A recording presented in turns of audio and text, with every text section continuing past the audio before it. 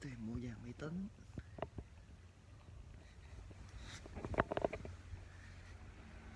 Em thấy đôi dạ đi đát có độc không vậy? Quá đẹp luôn.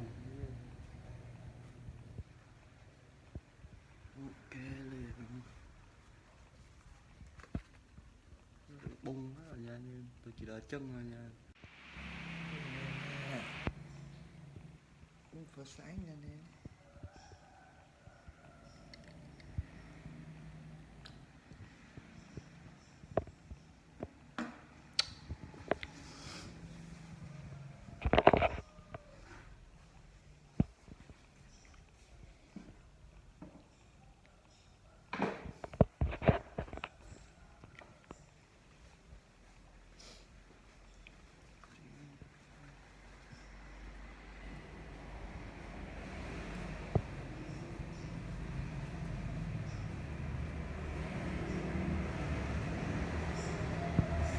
Dạ. Cái gì cái nào còn? Được rồi. Ý là cái gì mà cái này là đăng ký á? Đăng ký gọi á hả? Không có đăng ký thì cho đôi long kết á. Ở trên thịt heo á. Đem đi giấy chứng minh rồi đấy. Đúng rồi. Học nó hôi cho nó con mẹ đi của nó thôi. Bé cũng làm đúng không?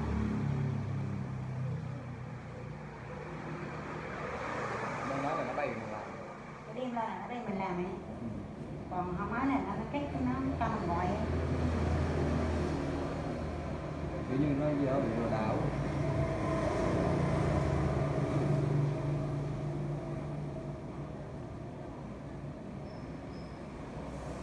Đăng ký xin chính chủ. Không, cái mình làm đầu sao chứ? Chưa đâu. Cái đây là làm được rồi làm. Cái mới là mới nè. Nếu mình gọi thì mình chạy lên mình chạy lên mình làm. Còn tóm mật. Mẹ cũng chưa, người ta cũng đâu đi làm mấy đâu. Mình cũng không, mẹ cũng đâu xài phí ngân hàng đồ đâu, mẹ sợ lừa. Với lại phim của mẹ xài hồi giờ mẹ không có xài phí ngân hàng rồi. Lại mấy người mẹ sợ là biết sao, trên tay có phải nhiều tiền.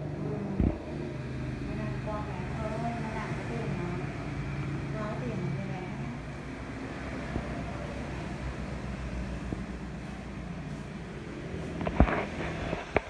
Với lại mẹ còn không có dây dưa những người phức tạp nên mẹ còn không có sợ nhiều mấy hay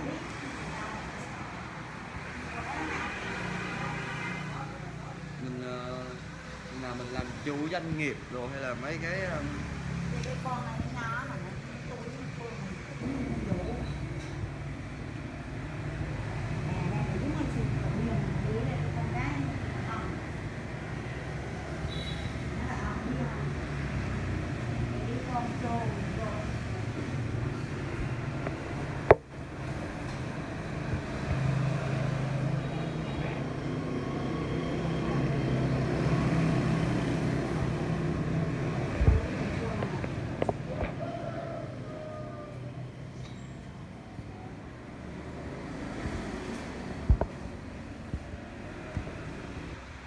trời, tại vì sáng nay trời nó hầm khó chịu ngư kìa.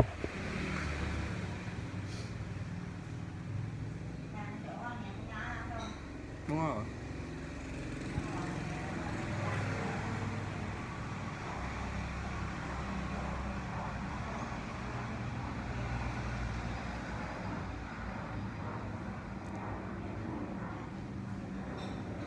Con rảnh con cũng chạy lên con làm cái con là rảnh con cũng chạy lên con làm thi ngân hàng. Mà có gì anh điệp chiến rồi gì anh chạy lên rút.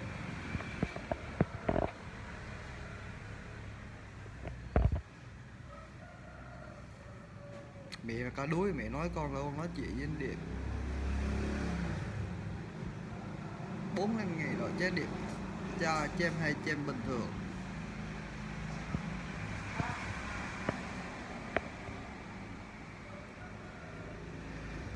Sợ mẹ đuối. Vô ông nậu ơi.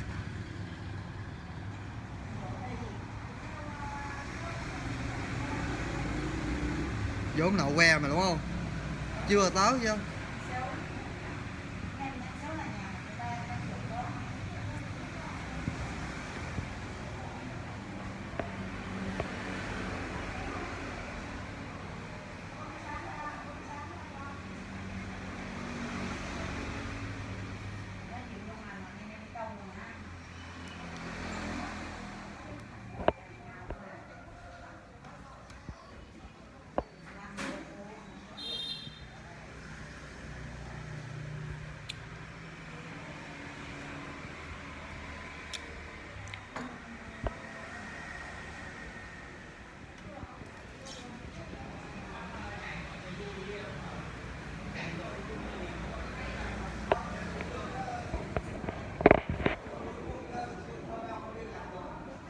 trộn về con mua được cái tai phone này là qué thôi, nó lao lắm luôn á.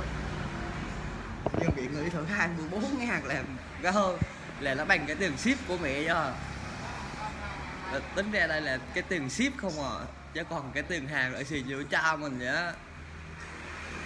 Bữa là con mua ở trên mạng nó bán, con nghiên cứu nhiều đường hay lắm á. Anh Điệp cũng kêu áo, anh Điệp kêu con thôi có nghe được không, chứ sợ nghe không được mà nghe thiệt hay thiệt xịn. 23.900 đồng.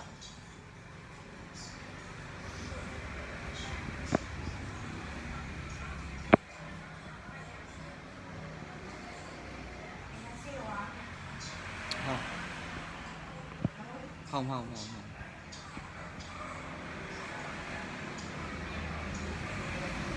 Đây chỉ là mua bánh mì không, bánh mì không.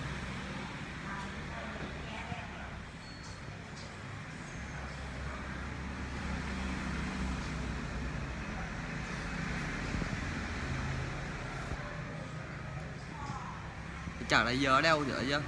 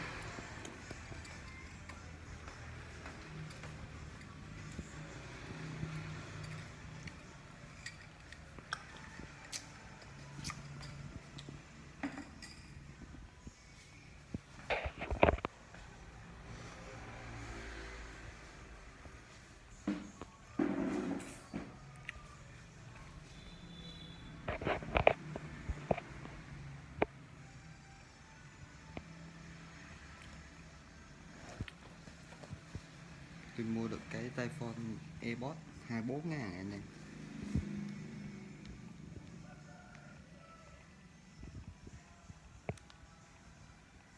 Quá rẻ. 24.000 là chỉ tiền ship thôi, tiền hàng em sĩ cho cả ship cả hàng 24.000. Quá ok.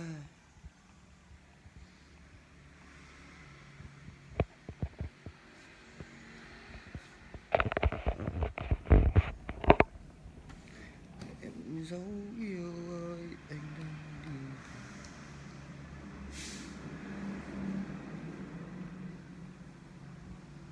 Tay chân này còn nhiều quê chết.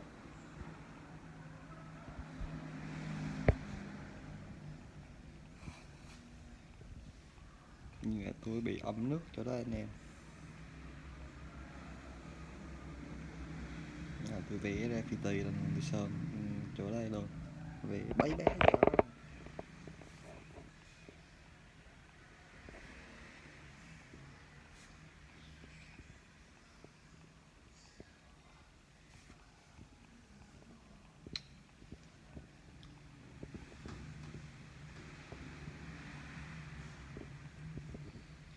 Có phải em đang cố gắng để ở bên cạnh anh, có phải em đang để nói xa rồi anh, có phải em ở bên anh lại vì nghĩa lâu nay, chẳng phải như anh đã nghĩ là tình còn đắm say, có phải duyên ta đã hết còn đó chút nữa thôi,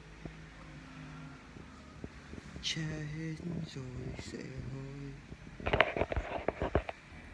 Chẳng lẽ câu nói yêu nhau chỉ là phút chốc thôi, hãy nói đi làm sao nỡ làm tình ta vỡ đồng. Thà rằng mình đến, thà rằng động tai mọc cái mẹ gì đâu hết.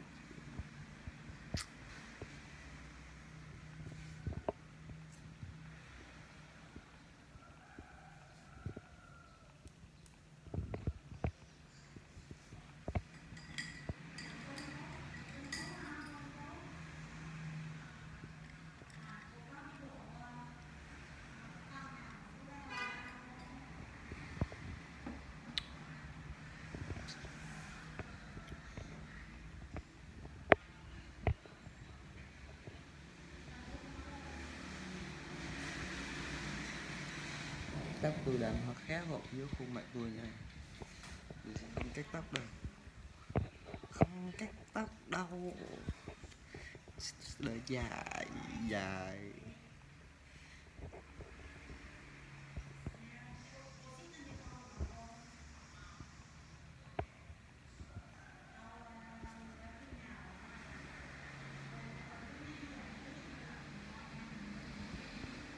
Có tiền đi xăm cho xong mấy hình nhà nè, giờ mấy hình đây xăm tô màu cái cũng rẻ, cầm cỡ 1 triệu đi tô lại hết xăm hết tay rồi. Rồi tôi sẽ đi xăm tiếp ở cái bụng lưng tôi, chân tôi còn nhiều chỗ xăm lắm mà tôi không có tiền đi xăm. Sẽ xăm kín 2 chân tôi.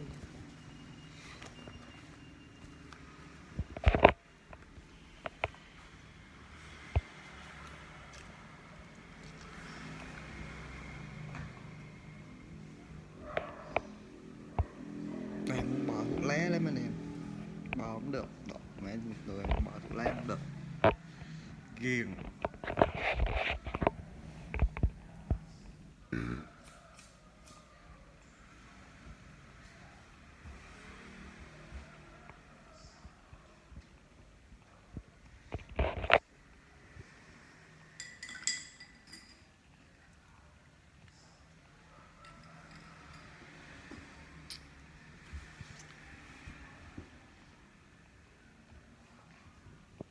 Sao người ta không thích cái cam thường iPhone, ta tôi thấy cam thường iPhone đẹp mà. Nó cũng ảo, băng sát ảo cho nó không thiệt lắm, nó đẹp mà. Không tôi quay cam thường một luôn á, tôi không có quay áp hay chỉnh sửa màu rồi vô nha.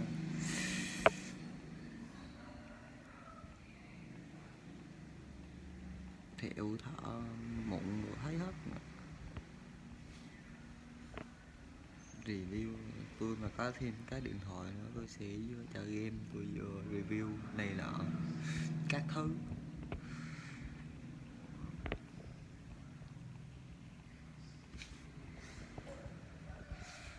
Review quần áo xong rồi bán quần áo anh em, quá hấp dẫn.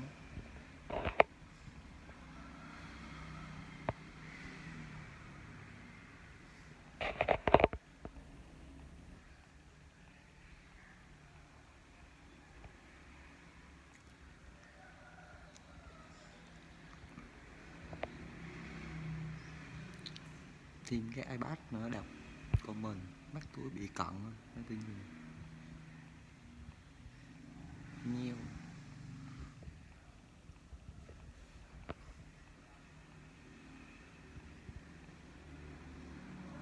Còn mấy này tôi có nhìn tôi trong điện thoại vậy tôi ảo giác không.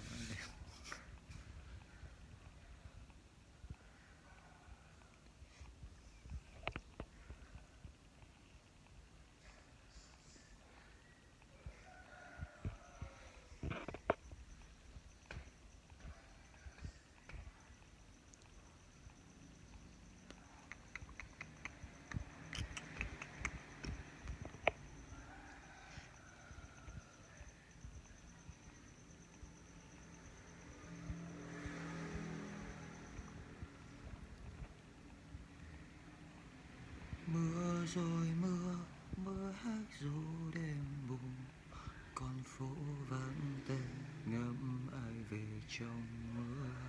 Đêm khuya điều yêu lấy lắc soi bên hè, nhẹ mắt ai bao dòng lệ cay đắng. Em giờ đây nơi xứ xa quê người, hạnh phúc có không như em thường mộng mơ. Dòng thư vui âm phương tiếng em thơ dài, đời đắng cay khi lần đường lỡ bước.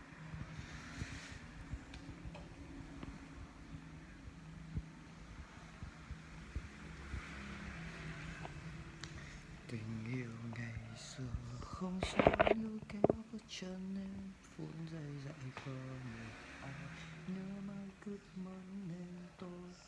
Và giờ đây khi cơn mơ đã qua đi, còn lại gì em tiếc nuối.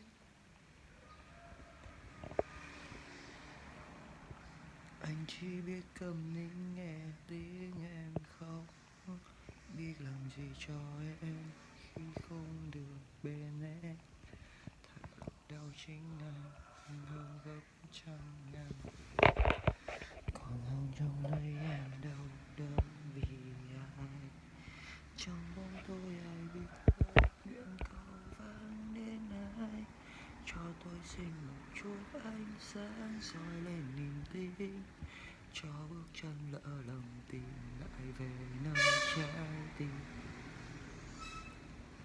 Anh em nha.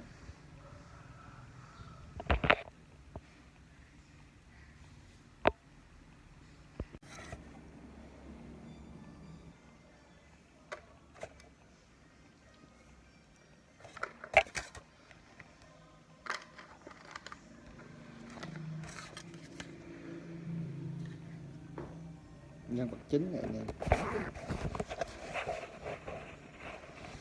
đây ở bên đây nó có một cái để cà bứng này nên đó, nhìn hoàn thiện cũng ok lắm, mẻ rồi các kiểu rồi.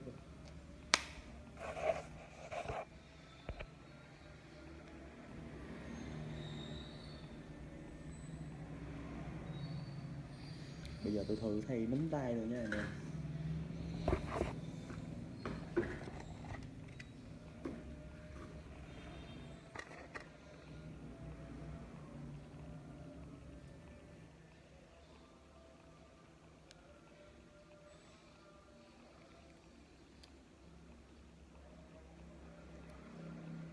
Tôi để cái thay tôi sợ độ nó tháo ra cái nó hư luôn rồi luôn. Tôi yếu thay ra độ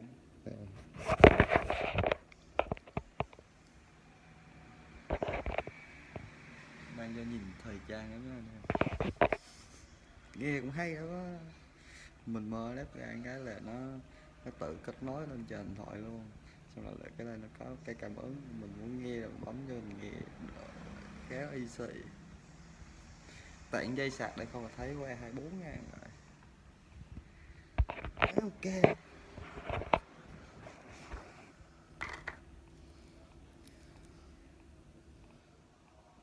Bạn tôi làm gì có củ xì tôi lên pin đâu nè, tôi đâu có củ sạc xì đâu.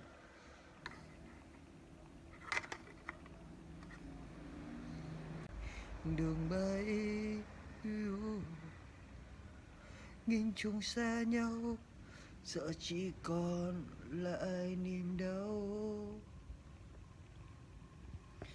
Lòng trống vắng nghe tiếng giấy, người đã khuất theo làn mây. Ngày tháng phôi phai vàng thân lẽ rồi, ngày mai quên đi cuộc tình băng giá tình xa.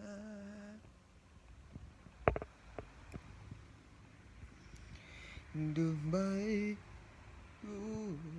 mịt mù chân mây, người đã ra đi bỏ một người ở lại. Đường bay nghìn trùng xa nhau, giờ chỉ còn lại niềm đau. Lòng trống vắng anh rất vui và sẽ yên tâm rời xa. Các anh em nào giống tôi không, mỗi lần nghe nhạc hồi xưa là nhớ về kỷ niệm hội thơ bài đó mới ra nè. Tôi nghe nhạc nhiều lắm, cực kỳ nhiều. Nhạc hay là tôi nghe, mà thường là tôi nghe nhạc ý nghĩa không à.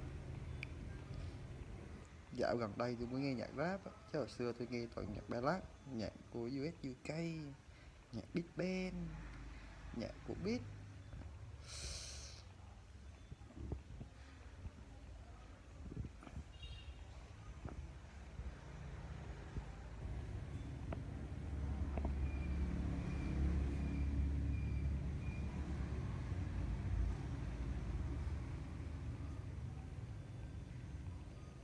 Đi về đâu người ơi, về đâu, đến đây làm chi.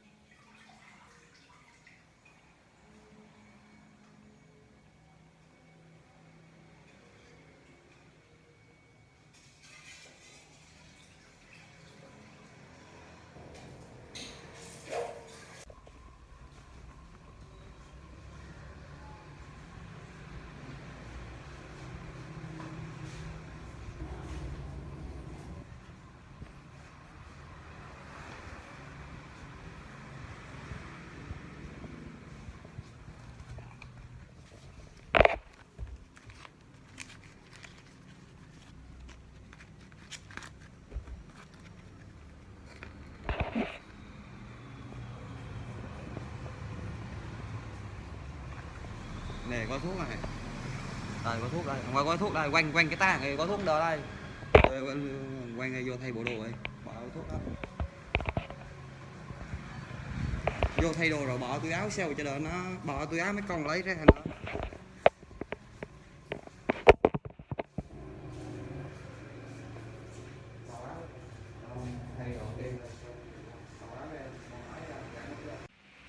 Hello anh em nha.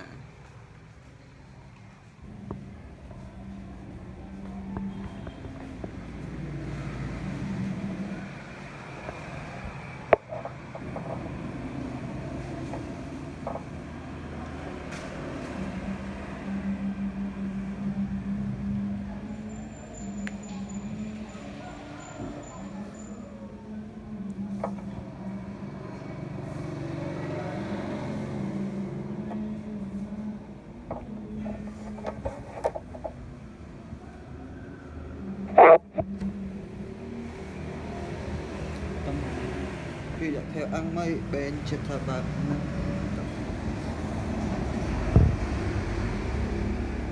tìm cho mình một không gian bật bài để làm em chill.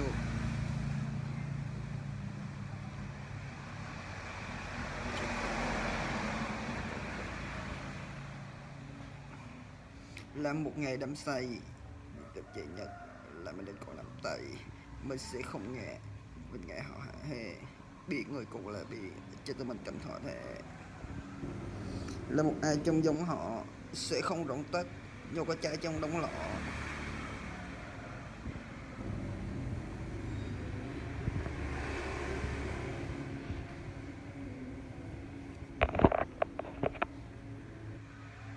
Chúng ta có những chiều mà dắt tay nhau lên đội xe nên khỏi là mình đập áo nhiều mặt đã nhìn trời hòa cho tiếng lòng thẳng rộng ràng có thể nhận tâm hồn mà không có nhìn vào vòng ngoài.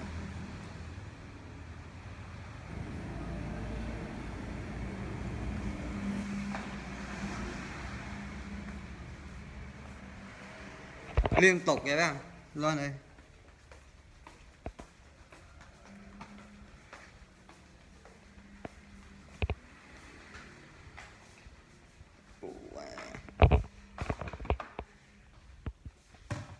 Tôi lấy ghè ra đợi tôi rẻ đông nha anh em.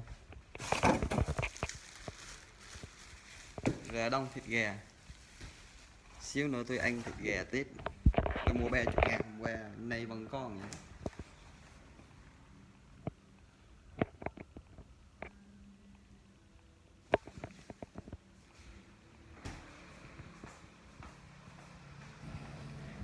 Không có tiền thì làm vậy làm sao?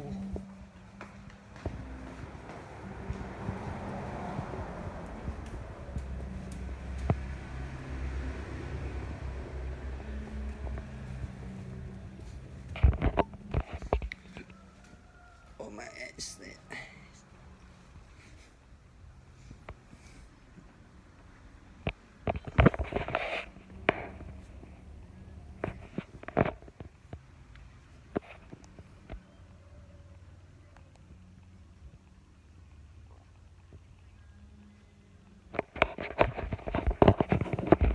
Để mình nghe luôn xíu nha anh em.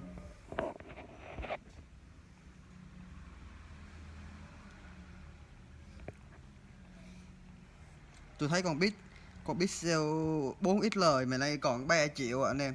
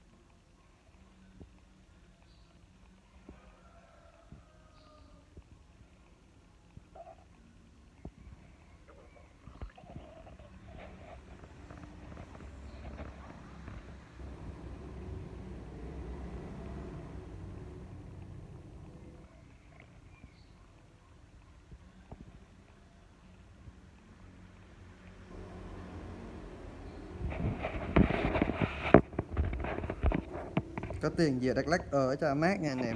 Xuống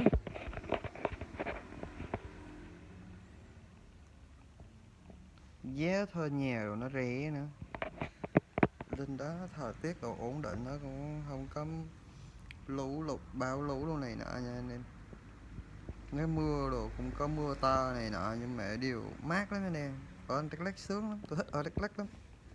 Không khí nó tôi không chưa đi Đà Lạt nên tôi không biết so sánh sao, nhưng mà tôi thấy Đắk Lắk ok nha.